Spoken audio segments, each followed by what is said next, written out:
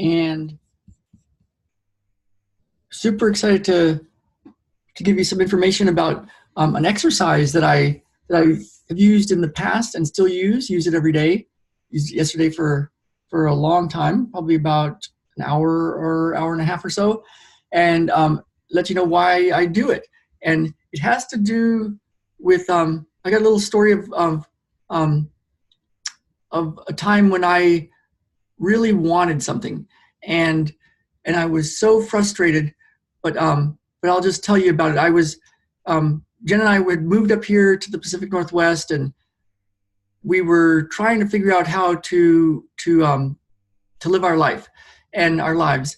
And we had a house in San Diego that was worth quite a bit of money. We'd actually paid it off, and and we were up in Bellingham, and we were renting a place for 7 months, and it was coming towards the end of it, about a month left to go on that rental. She was selling the house. I still think about that house sometimes because we could have bought it then if we wanted to, but we didn't know how to do our lives. I didn't know how to restart it up here, the money thing, how to do my business, and we had this plan to sell our house in San Diego and then take the money and buy a little house somewhere in the Bellingham area, out by the mountain or somewhere out from town, some land, and build these earthen houses. They're called cob houses. And we had taken a 3-week training, and we actually built a house with a group of about, I think, 12 people as part of a training in Southern Oregon. And we had built a cob house, and we had the idea of how to do this. And so we thought, okay, we'll rent a house, we'll buy a house out here, we'll rent it out to the skiers and snowboarders and the hikers and everything, and then we'll build ourselves a cob house, an earthen house, and then look out over the mountain and have this life out here. And we'll grow some food, and we'll learn permaculture, and we'll have a different life. I'll do a little energy healing work with people on the internet, but that was our plan. And for some reason, we kept having issues. We kept having this thing that we couldn't sell our house, and it was really weird because it was a hot market in San Diego. It still is, but so our house wasn't selling, and it would like go into an offer, and then it would fall out, and our realtor didn't understand it, and he was selling houses all left and right, but our house wasn't selling. And we had about a month left on this one rental, and I thought we were running out of money. I was about to learn later that there was more ways to run out of more money, but we were in a place for about a month, and we didn't know what to do. And Jen was getting her hair cut, and I was over at the community food co-op hanging out, just waiting for her. I think Ben was with me, or Ben was with her. I don't remember. I don't remember Ben being with me at the time. But I was sitting outside the co-op, and it was a beautiful evening, and the sky was like light blue and this kind of pinkish orange, and just beautiful, and the mountains, and just amazing. And there was a guy out there playing music. His name is River. We've become friends now. He has dreads. He looks like he lives in a car. Later I found out he was fixing up a boat, and now he lives on a boat, and he has this amazing life traveling around the San Juan Islands and playing his music, but he looks like he doesn't make a lot of money. But looks can be deceiving, right? And he was out there playing his music. He has lots of really cool instruments, and I was just starting to learn to play a song. Jen was teaching me how to play a song, and so I was out there kind of feeling like, man, what's going on? We don't know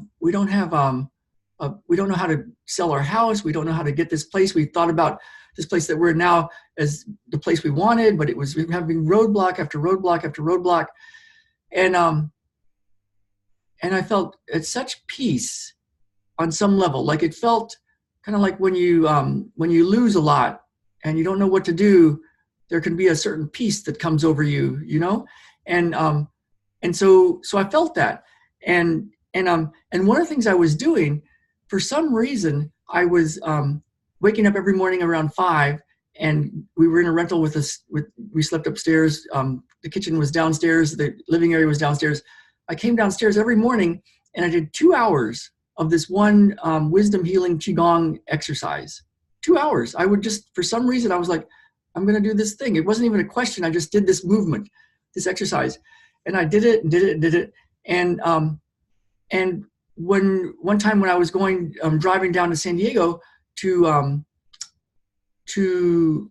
try to sell our house and to get more of our stuff from our house and bring it back to Bellingham, I my qigong teacher Ming Tong Gu was doing a class. He was in town for a weekend or something, and he had a 3-hour class. So I thought, I'm going to go take Ming Tong's class.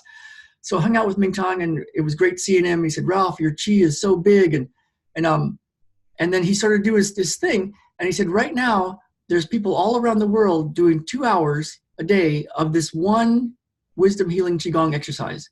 And he showed me the exercise that I had been doing.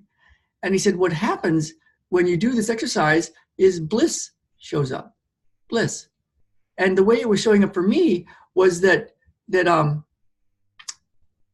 way it was showing up for me was I was so neutral. Like, even with all this uncertainty and our house isn't selling and how do we live our lives and how do we do these things, I felt at such peace. And so one of the things I was trying to figure out was how to make a life for ourselves. And through it, I felt like I was in peace. Now, what happened was we ended up selling that house and moving into this house that we're in now. But as a lot of you know, then we had a lot of problems. We had to actually sleep outside because the house was so toxic. And one of the things that happened was, our plan was falling apart. Our plan to build earthen houses and the rental for the ski season, we weren't quite in the perfect location for that. We were a little farther out from the mountain than people wanted to be. They wanted to be a little farther in. And so it was like, okay, how are we going to rent this? And it's toxic now, and we're trying to fix it up. So I was running into all sorts of trouble. And that's when I found that there was more to this. Like, I couldn't just do this qigong exercise and be in bliss. There was something else. And that's what led me down the path of figuring out the internal stuff even more, like how to shift things on the inside. And so as I found some of the ways to do this, I ran into another guy that showed me this thing. Now, the wisdom healing qigong exercise is really simple, and I've shown a lot of people. But it's funny, a lot of people just don't do it because it just looks so simple, and you're going to do hours of this. But it makes a big difference. But it's really simple. And then I found another simple thing that gets to the deep core of what's going on. Because what I started to find was that there was something else that my body or my being was protecting me from. There was a deep internal thing that I needed to shift. And so when we first moved up here, I said, oh, this is going to be Ralph and Jen's healing and transformation space. And I thought it was going to be like we were going to come up here and people were going to seek us out, and we were going to be teaching people how to do all this qigong and all this stuff to heal physically and stuff like that. What I found out was this area was also Ralph and Jen's healing and transformation space for us. And we had to go through a lot of tough times of, losing a lot more money and having to sleep outside and live in a toxic house and fix up a toxic house and then decide that we're not going to be farmers and earthen house builders. And along the way, I found this other guy, and he showed me another thing, another technique. And turns out it was a very ancient technique that it sounds like Zen Buddhist people used it. It looks like I researched it, and it looks like Buddha used it. And so I started using it, and that's when Jen started to notice. We noticed that, wow, things are really turning around for us.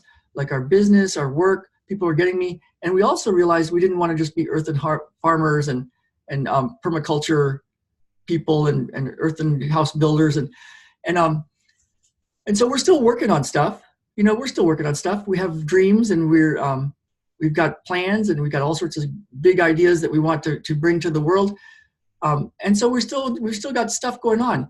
But what is interesting was I still do this wisdom healing qigong exercise because it helps my running, helps the pelvis feel really good, and helps the running. It helps me be at peace and bliss. And then when I run into stuff that really gets me, when it's like it's all falling apart or I can't figure something out, there's a way to use those conflicts, those problems, to shift a lot of stuff. And so so if you're interested in the Qigong exercise, let me know. Leave me a comment and I'll point you to it. I've made a little video about it. It's for our Inner Circle group, our Miracles, Magic, Healing, and More, which is a monthly group session that we do every month. It's actually coming up this next Sunday. But let me know and I can tell you more about that. And then if you're interested in more of the stuff that we're using to really clear out the inner game stuff when stuff comes up, when we're trying to do things in the world and we get conflict and problems and things that seem to stop us, let me know about that. I'll put links up here in the YouTube version and links in the podcast version and also in the description here. It's here in the Facebook Live. So so I hope this helps you. One of the tough parts is people find some of this stuff simple and then they don't do it. And so so let me know if this resonates with you and if you need more information, because it'd be cool to have you using some of this. So so that's it for now. I'll see you all tomorrow. Until next time, let's get out there and live. Let's really live. Bye now.